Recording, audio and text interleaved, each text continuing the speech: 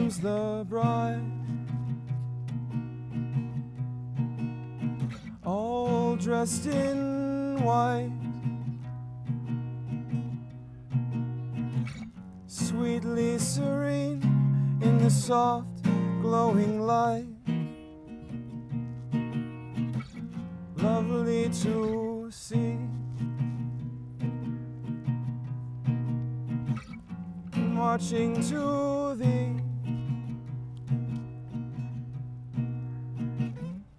sweet love united in eternity.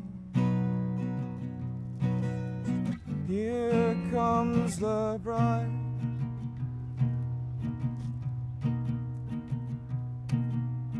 all dressed in white, sweetly serene in the soft glowing light.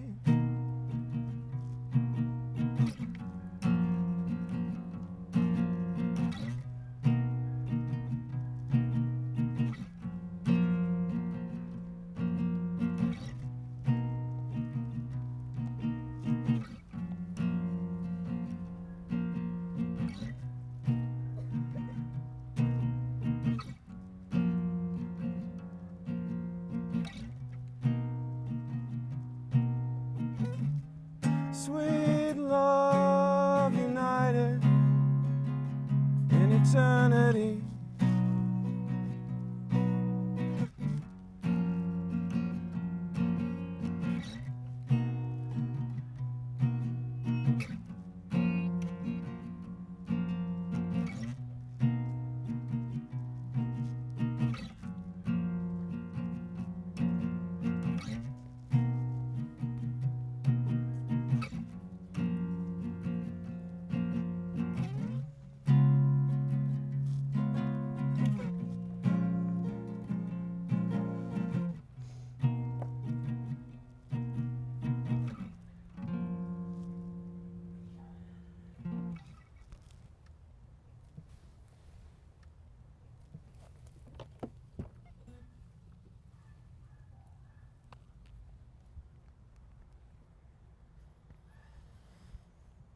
Hello everyone, and welcome to the wedding of Chelsea Hostetter and Matthew Kammerer. If neither of those names are familiar to you, you might be at the wrong wedding. So I suggest you figure that out quickly. We're just going to continue. We have gathered here today for a purpose higher than all of us. Friends, family, nemesis. We are here to forge a bond between two people we love, to honor their love, and to create a community in which that love can flourish. This is a day not only for uniting Matt and Chelsea, but for uniting all of us. Taking two communities, two tribes, and creating one. So today, make a friend. Meet someone you've never met. Tell them your name and why you're here. My name is Timothy Vaughn. I've known Matt and Chelsea for a few years now. And among my friends, no love has been more inspiring or more constant than that between them. Some people think that love is as easy as breathing, but the greatest truths in life are contradictory. Love is a struggle, a battlefield, a fleeting moment of beauty at the edge of your reach. To love someone truly, you must accept their faults, their flaws. You must prepare to put their needs and desires on the same level as your own. And you must trust them. The source of love's paradox is here. Trust must be earned, but it is also the entry fee of any relationship. Security in love can only be achieved by first letting yourself be vulnerable. The certain knowledge that someone has your back is something that can only be learned through time, through experience after experience. And when that trust is established, only then can love grow. So, it's scary. But love is also a team sport. At the core, you have a force binding two people together, an attraction, a sense of hope, of promise, of a future. Around these two, friends, family, and a community that grants the stability and security to feel safe opening yourself up to the unknown. And this is not the end. Trust is not guaranteed, and nor should it be taken for granted. That's why we're here. Matt and Chelsea are declaring their commitment to each other, their promise, a solemn vow. You can trust me. You are safe with me. We are in this together. Similarly, we make a commitment. Chelsea and Matt have invited us here. They have opened their relationship to us, trusted us, and we swear that we are worthy of that trust. Now the bride and the groom have asked me to do a reading. This is from Yes World, A Mosaic of Meditations by Mary Jean Irion. Trust me to truth, to beauty, and to love, and let me go. In that freedom, I bind my heart to yours. I relax my hold on you. I want to be who I am, and I want you to be who you are. I will let you make your affirmations without my censorship and carry them through as best you can.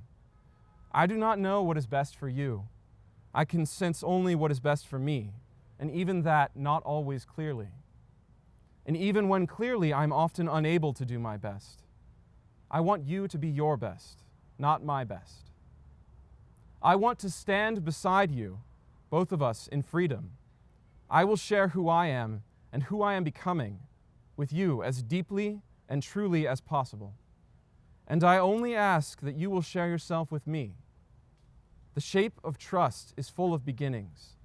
It is the beginning of difference at the surface and unity at the depths, the beginning of joy, the beginning of hope, the beginning of peace. It is the beginning of love. Now, Matthew's father, Bill, has a reading of his own that he would like to share with us. Bill, if you could please step up here.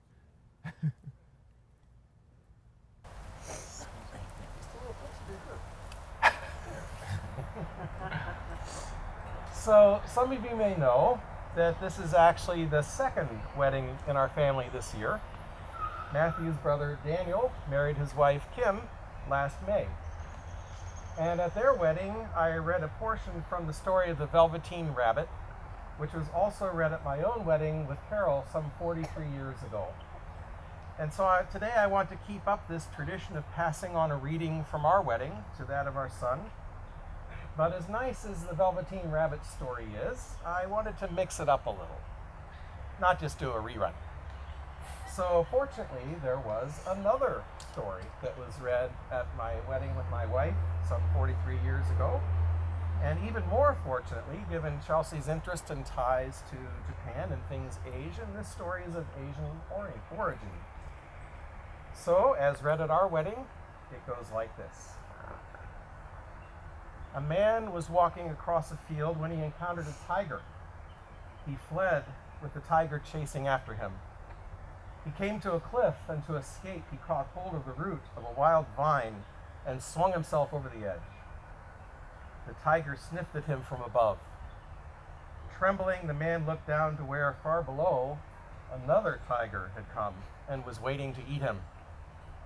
Only the root of the vine sustained him. Two mice, one white and one black, little by little began to gnaw away at the vine. The man saw a luscious strawberry near him. Grasping the root of the vine with one hand, he plucked the strawberry with the other. How sweet it tasted. That's it. Now, our Western minds want to know what happened and what's the end of the story. What does this mean? But that's where the story ends. But I will tell you what it means to me. It means a lot of things to different people, but to me, it means several things. First, stay away from tigers. Second, know that in life, troubles will inevitably come. You will find yourself in a tough spot, and when you do, hanging on to the root of the vine will sustain you. Third, even in times of trouble, remember to seek and appreciate the beautiful and the sweet things in life. This will keep you from despair and keep you alive to see what happens next. And finally, notice that part of this man's problem is he was traveling alone. So know that it is good for you not to travel through life alone, but together. So finally, now from the other side of the globe, from Eastern Europe, from where you plan on taking your honeymoon in a little while, I have another thought-provoking tale for you, item for you. It's also one not to be taken literally. It's really just a very short blessing. And so this is my blessing for the two of you. May you grow old together on one pillow. Thank you so much, Bill. We will now move on to vows. Matt and Chelsea have each prepared their own statement. Matt will be going first.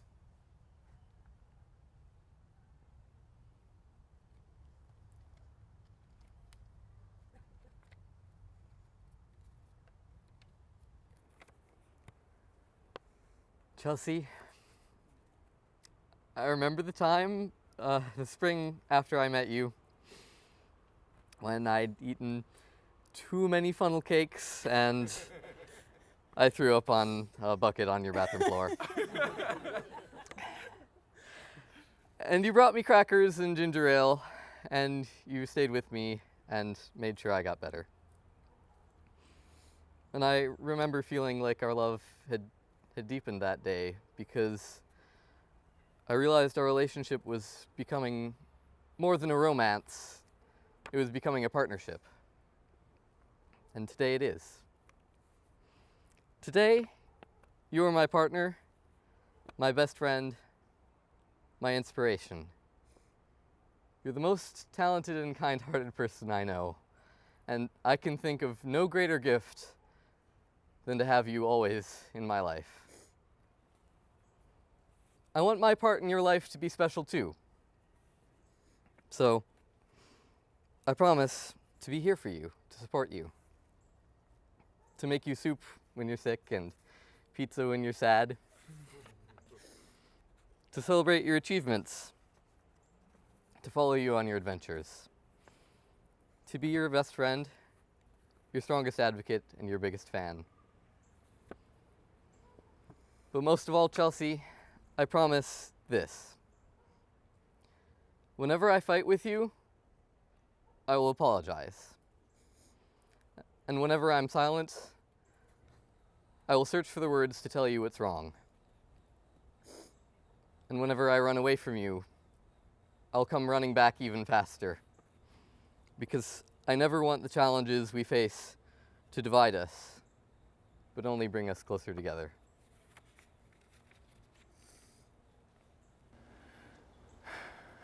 Chelsea?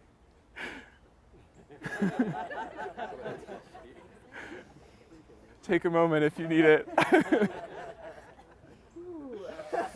Whew.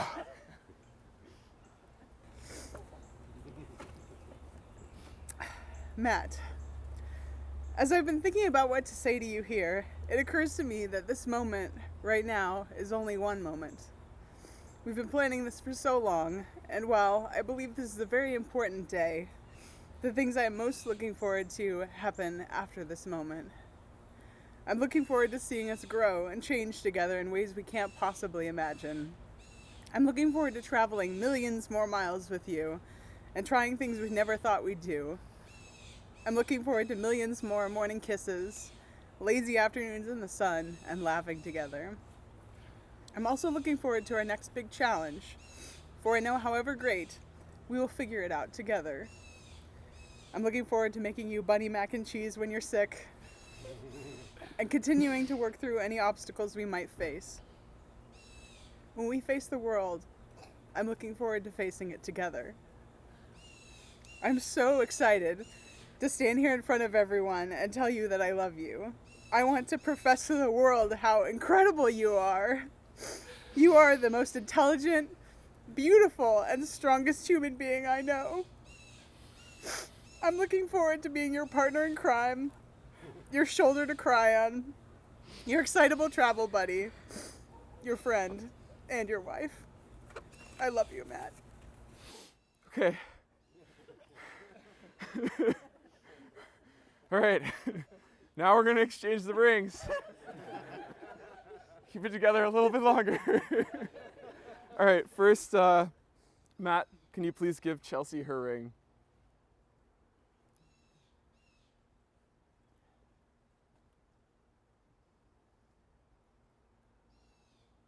And Chelsea, can you please give Matt his ring?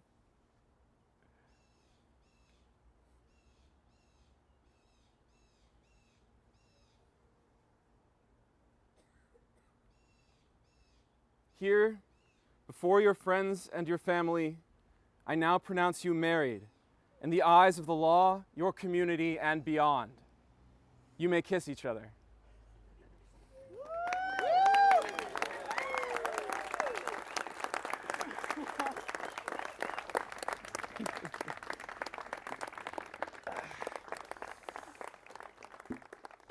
Okay.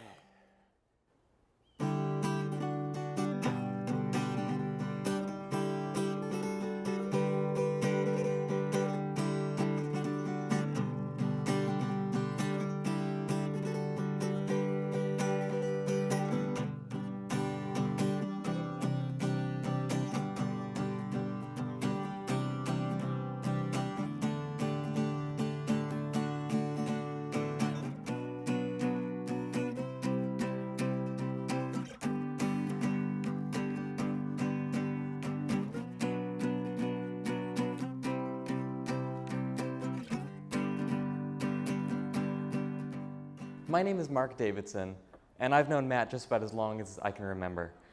Whether it was going to the swimming pool during the summer or playing games during the long Minnesota winter, Matt and I basically were together every week. Whenever we tried out a new board game, I would try to figure out the rules and the strategy as we went. But Matt has this incredible ability to contemplate quietly for a couple minutes, just silent in thought. A casual observer might think that he was completely overcome with new information and couldn't do anything with it, but that couldn't be further from the truth. He always broke the silence with a deep understanding for the rules, mechanics, and strategy for the game, which he then could also explain to me clearly and concisely. Needless to say, he kicked my butt just about every time. I was reminded of this again just last night at the bachelor party. We were playing a role-playing game, and our team needed to figure out that we had to throw an object through a portal into an alternate universe. Matt, of course, didn't want to throw an object in, so he threw himself into the portal just to see what would happen. It's with the same focus, understanding, and communication that Matt approaches his relationship with Chelsea. In the past 7 years, the two of them have loved, laughed, and grown together. They balance and complete one another, and it's plain to see that they genuinely care about one another. They support each other in times of need and celebrate each other's shared accomplishments. So please join me in raising a glass to this wonderful couple and wishing them many more years of happiness. Hear, hear.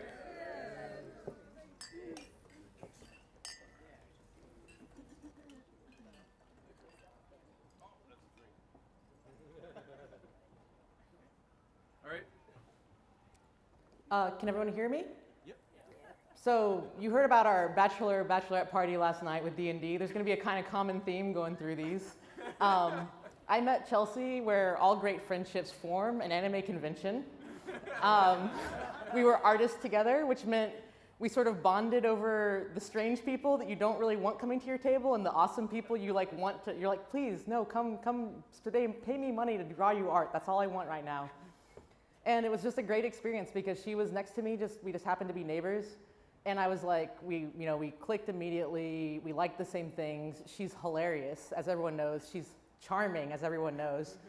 And then I found out she was going to be in Austin, where I live, and it was like, yes. And then I really discovered that as much as Chelsea is funny and charming, to me, what actually is her best qualities is just like her heart and how much she loves people and cares about people. And I'm sure everyone in this room has in some way experienced like this depth of compassion and thoughtfulness that she extends to everyone around her. And I think, as much as it's great to have a friend that you can have good laughs with, like having a friend who will be there when you need them and just like cares about not just you because you're a friend, but everybody around her because she just cares about people, I think that's exceptional. And, I met Matt shortly after her when he came down to Austin to join her. And I found out that he's also this incredibly great guy. Like, once again, this sharp sense of humor, this really keen mind, but he also is just one of the gentlest, kindest people I know. And I was just so happy to realize that Chelsea had someone who really deserves her. And I think, you know, not only are they great people on their own, but the fact that together they actually become even better people, which shouldn't even be possible, but somehow they manage. I mean, that's pretty awesome. So thank you, Chelsea, for being amazing at ACON and being a friend. And thank you for introducing me to Matt, who's also awesome. And I hope I can, you know, I may be here for Chelsea, but I consider myself here for you today as well. And let's just raise a toast to these amazing people for being in our lives.